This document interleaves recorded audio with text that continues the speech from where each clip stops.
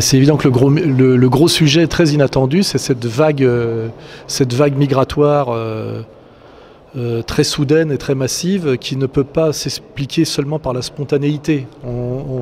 On sent qu'il y a une volonté venue de très haut de submerger l'Europe de migrants faméliques, essentiellement des jeunes mâles d'ailleurs, dans un but étrange, parce qu'à part semer le chaos et achever, je dirais, de déséquilibrer des sociétés, notamment les sociétés françaises qui sont déjà très déséquilibrées par une immigration incontrôlée dans une période de chômage de masse, on a l'impression aujourd'hui que les gens qui sont censés nous diriger, réfléchir et prendre des décisions collectives et politiques font tout le contraire de ce que le bon sens, la morale et le sérieux exigeraient. Donc c'est très inquiétant. Soit ils sont totalement incompétents, soit ils sont mus par une volonté, que je qualifierais maintenant de démoniaque.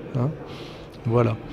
Si je veux faire une analyse en étant peut-être un peu complotiste et un peu paranoïaque, mais on a parfois raison de l'être, et même de plus en plus, on a l'impression qu'au chaos économique et financier à venir, le pouvoir politique qui n'est jamais qu'aux ordres de l'économique et du financier, ils veulent répondre à ce chaos financier par un chaos social, sans doute pour que le social, c'est-à-dire la société, c'est-à-dire le peuple, ne puisse pas se révolter ou se redresser pour prendre lui-même reprendre son destin en main.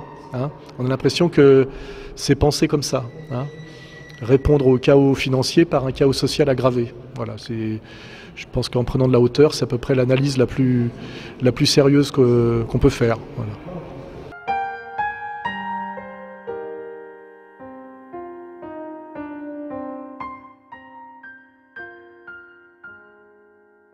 Quand on réfléchit pas trop à la question, on se dit c'est sympathique de voir le pape accueilli à Cuba dans une terre communiste, c'est sympathique de voir le pape aux États-Unis qui est quand même un pays plutôt protestant et réformé. Et en même temps, ce qui est étrange, c'est quand on écoute un peu, on voit qu'il ne vient pas, je dirais, faire la promotion de la catholicité, mais plutôt apporter sa caution à l'idéologie mondialiste globale et au projet du nouvel ordre mondial, tant sur le plan effectivement de l'écologie, c'est-à-dire avec l'idée de la taxe carbone, la destruction des frontières, que sur l'idée aussi de l'immigration et du métissage total et incontrôlé. Donc c'est très ambivalent. On a l'impression en fait qu'il est un peu convoqué comme un syndic de faillite, quoi.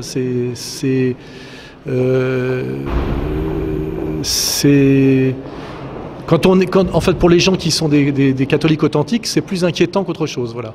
Pour les gens qui confondent le catholicisme et les droits de l'homme, ce qui est effectivement de plus en plus proche, effectivement, ils peuvent se réjouir de voir un pape débonnaire accumulant les symboles d'humilité, en référence au François d'avant. Mais je pense que derrière, il y a quelque chose de beaucoup moins, pour les catholiques, de beaucoup moins encourageant. C'est plutôt ce qu'on appelle, à mon avis, le noachisme qui vient à grands pas, c'est-à-dire la dissolution du catholicisme dans l'idéologie noachique mondialiste. Voilà.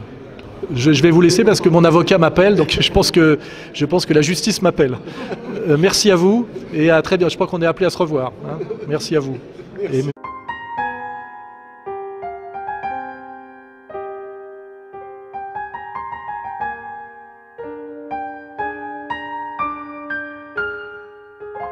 Irait faire la promotion de la catholicité, mais plutôt apporter sa caution à l'idéologie mondialiste globale et au projet du nouvel ordre mondial, tant sur le plan effectivement de l'écologie, c'est-à-dire avec l'idée de la taxe carbone, la destruction des frontières, que sur l'idée aussi de l'immigration et du métissage total et incontrôlé.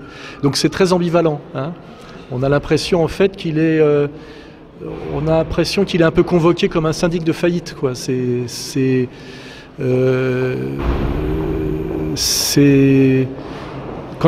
En fait, pour les gens qui sont des catholiques authentiques, c'est plus inquiétant qu'autre chose. Voilà. Pour les gens qui confondent le catholicisme et les droits de l'homme, font tout le contraire de ce que le bon sens, la morale et le sérieux exigeraient. Donc c'est très inquiétant. Soit ils sont totalement incompétents, soit ils sont mus par une volonté, que je qualifierais maintenant de démoniaque. Voilà.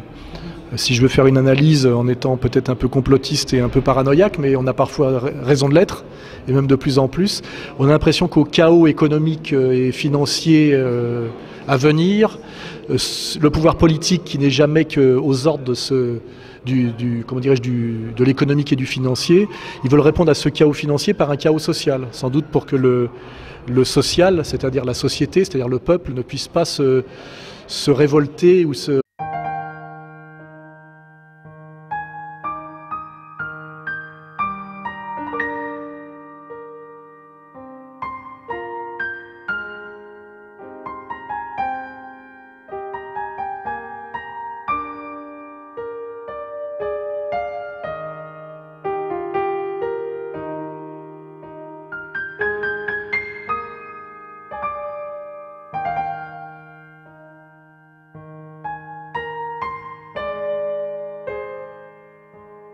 C'est évident que le gros sujet très inattendu, c'est cette vague migratoire très soudaine et très massive qui ne peut pas s'expliquer seulement par la spontanéité. On sent qu'il y a une volonté venue de très haut de submerger l'Europe de migrants faméliques, essentiellement des jeunes mâles d'ailleurs, dans un but étrange, parce qu'à part semer le chaos et achever, je dirais, de déséquilibrer des sociétés, notamment les sociétés françaises qui sont déjà très déséquilibrées par une immigration incontrôlée dans une période de chômage de masse, on a l'impression aujourd'hui que les gens qui sont censés nous diriger, réfléchir et prendre des décisions collectives et politiques, redresser pour prendre lui-même reprendre son destin en main.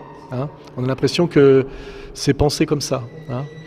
Répondre au chaos financier par un chaos social aggravé. Voilà, je pense qu'en prenant de la hauteur, c'est à peu près l'analyse la plus sérieuse qu'on peut faire. Voilà.